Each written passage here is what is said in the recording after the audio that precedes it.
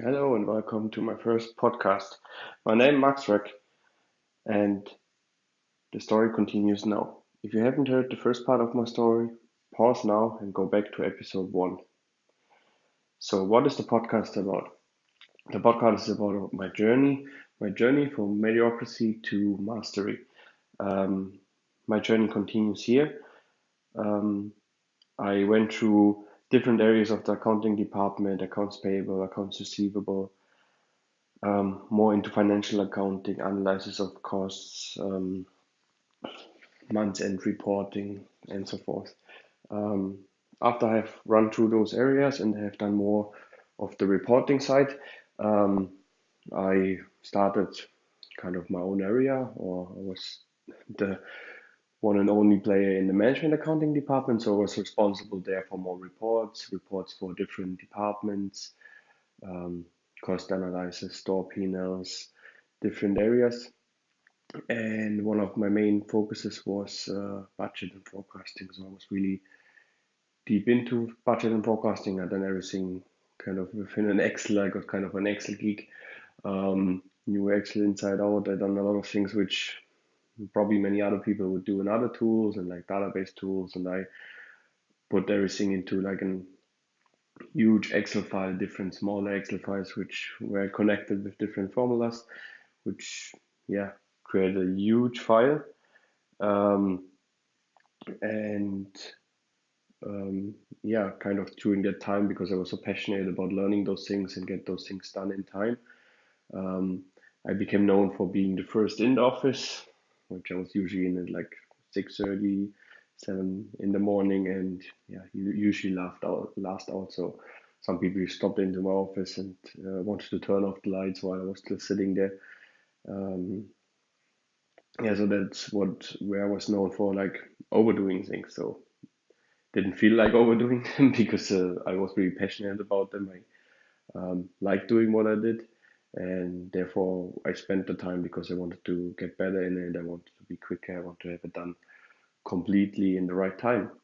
Not sure the areas like maybe hobbies you have where you spend so much time in it, it doesn't feel like you're doing a lot because you have so much fun and it's your passion. So I think we all have those areas, and if you can find those areas, it's great. Um, So maybe a funny example for that is I have a friend and we used to go to the gym together when I was still living in Dublin, and he always had the saying like if I start something I always overdo it because I set myself targets that much higher than most people would think I could reach, and I think that's a good practice because if you I don't know if you set yourself a target to get, I don't know, 20 tasks done a day and you don't get them, if you only get 10 done, you still get 10 tasks done. But if you set yourself 5 tasks that day and you get all 5 done and that's it, you only have 5 tasks done. So if you see the great things in it, so although you have set 20 tasks for that day, but you get 10 done, it's a great achievement that you have 10 done. If you don't see it that way, obviously you have 10 missed. But see the positives in those things, and you will always feel you have a lot of things done and you have a lot of things to be grateful for. So um, it's always yeah, perspective. So if we have the experience that other people tell us, well, you overdo things, you do things more than you should be doing them, it's too much what you are doing, or why are you doing that?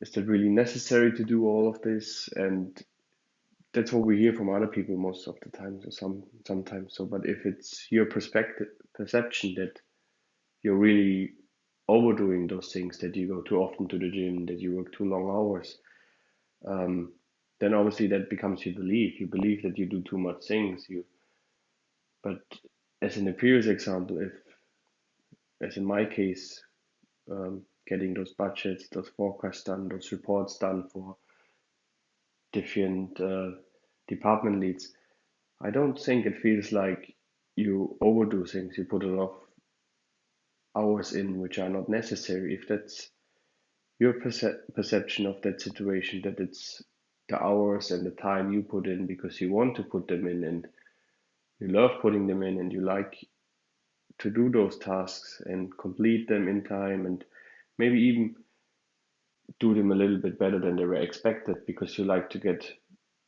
yeah, to get a thank you for what you have done or what you have given more than was expected from you, then that perception of that situation also becomes your belief. So there's no there's no bad or good. There's only a perception of a situation. So if I recently read, if someone steals your wallet, is that a bad or a good situation?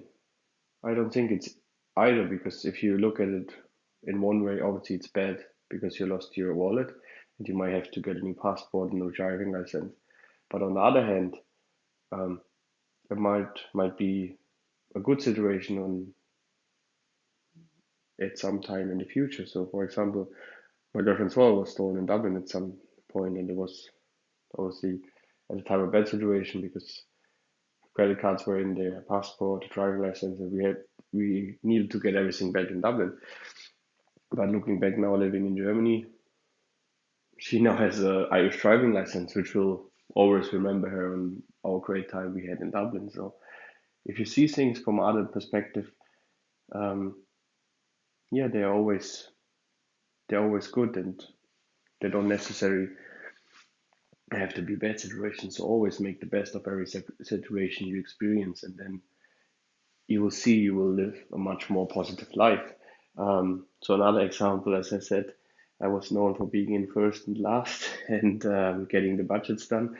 I remember one time, I'm not sure when it was. I think there was some, because as you remember from the first episode, I worked for GameStop, and there was a year where there was a new gaming console coming out, and the console was planned to come out in, I think, the last quarter of the year.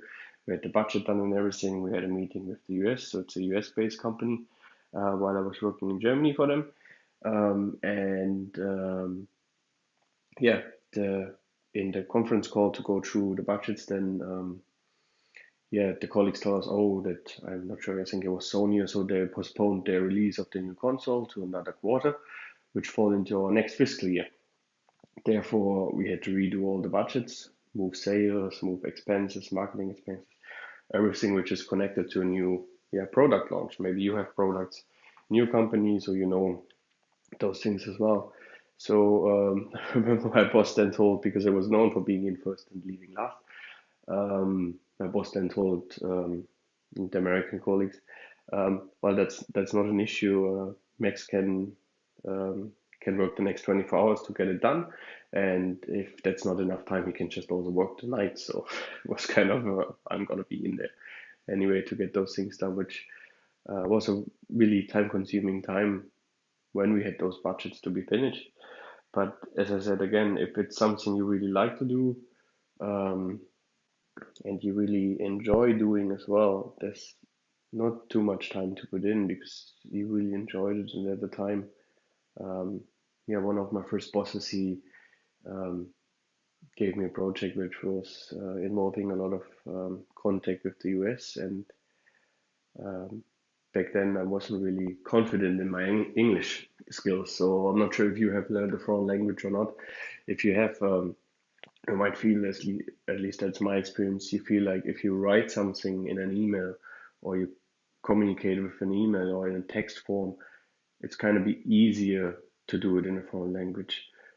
From my experience, I think that's the case because if you write an email, you kind of be able to reread it again, and then you're like, oh no, what did I try to say there? So you just rephrase it, um, or even use a translating service or something like that, and then you see, oh, that's what I meant. Okay, we're gonna send it out to the colleague. Then the colleague sends back the reply, and then you have the possibility to actually to read it a couple of times to kind of grasp what the person meant. But if you call them, and if you're in a conference call and something like that, you have that one shot to say it, and if they don't understand it, well, if you're lucky enough, they ask you what you meant, and then you can say it again. But if they say something to you, maybe they say it too fast. I tend to speak really fast, at least that's what friends tell me. Then you're kind of stuck there. You don't know what. Then don't kind of stay there and say like, well, I figured it out anyway. Just ask. They know it's your foreign language, so if you don't ask, you will never know what they said. So that was perhaps one of the areas I needed to improve back then, because I said, well, I can't really tell them I didn't understand. My English is good enough, which I thought back then. But if you ask them, it's no big deal. Sometimes we don't even understand people in our native language, so why wouldn't we ask if it's our second, third language, whatever amount of languages we speak? So if you learn a foreign language, go speak it, go practice it.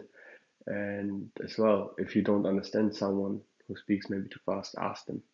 I tend to speak really fast, so if that's the case for you as well, and you speak with someone foreign, which isn't their native language, or you speak in your foreign language to someone native, just ask them to slow down or repeat things. That's my kind of advice. And if you have a passion for something, um, don't let other people ruin your passion and your time you spend with it. If it's 10 hours a day you do it, as long as you have fun doing it, there's nothing bad in it. So um, yeah, that's what I wanted to bring you across today. Um, thank you very much for listening again, and I'm sure we'll hear from each other. Until next time, thank you very much.